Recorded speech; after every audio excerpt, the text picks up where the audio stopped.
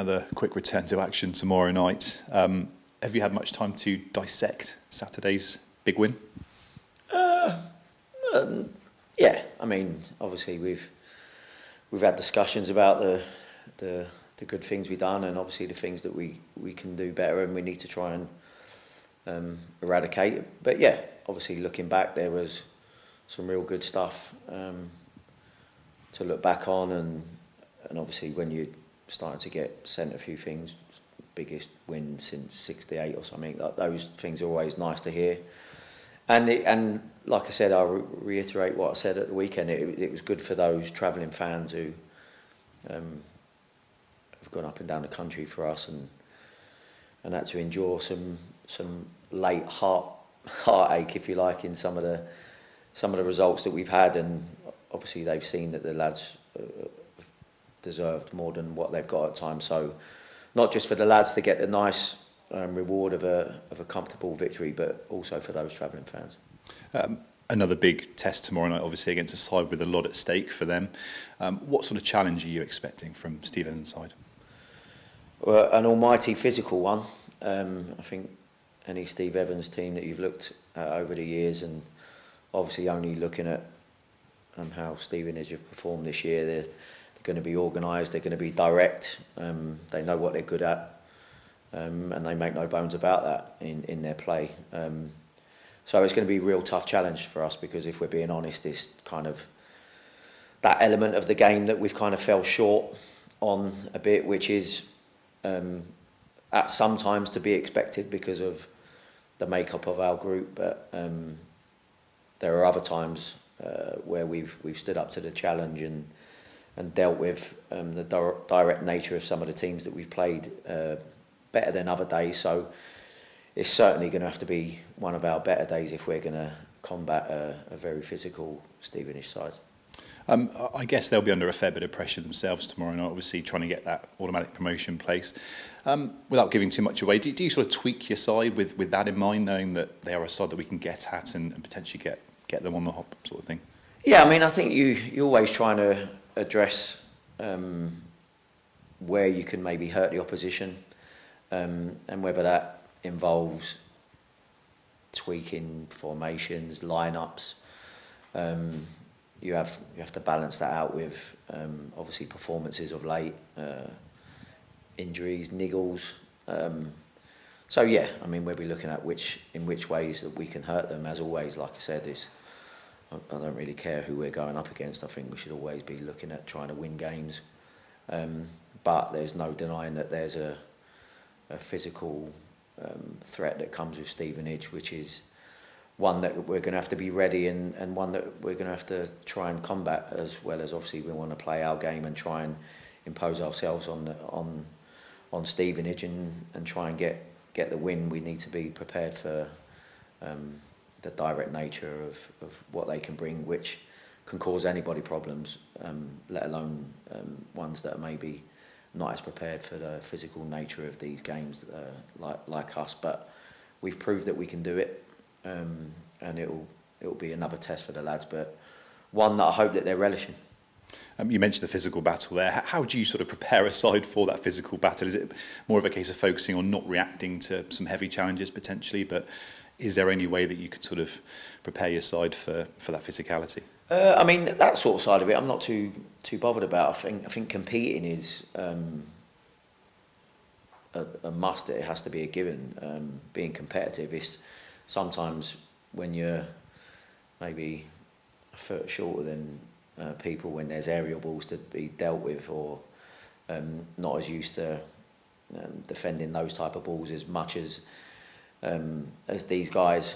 Sometimes if you're maybe a middleweight going up against a heavyweight, no matter how prepared you are, you can be in trouble as far as from a physicality perspective. But competing and being ready and prepared for that is there's no excuses for that. But like I said, the challenges side and that's not a problem. I'm talking about when you're physically going up against somebody that is maybe stronger or a lot taller than you, to deal with those sort of sides of it is.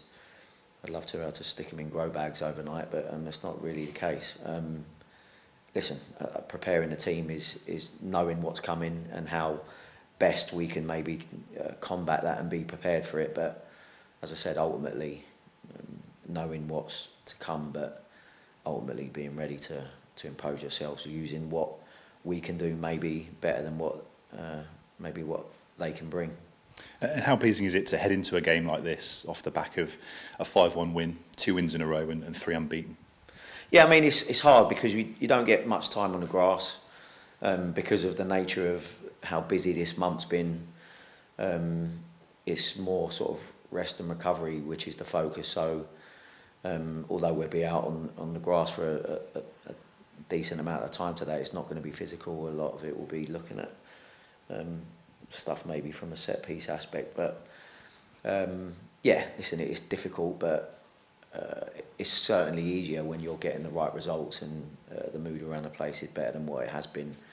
I know it's only natural, and when you're coming into work, if you're coming off the back of good performances, wins and people performing well, it's a better place to be.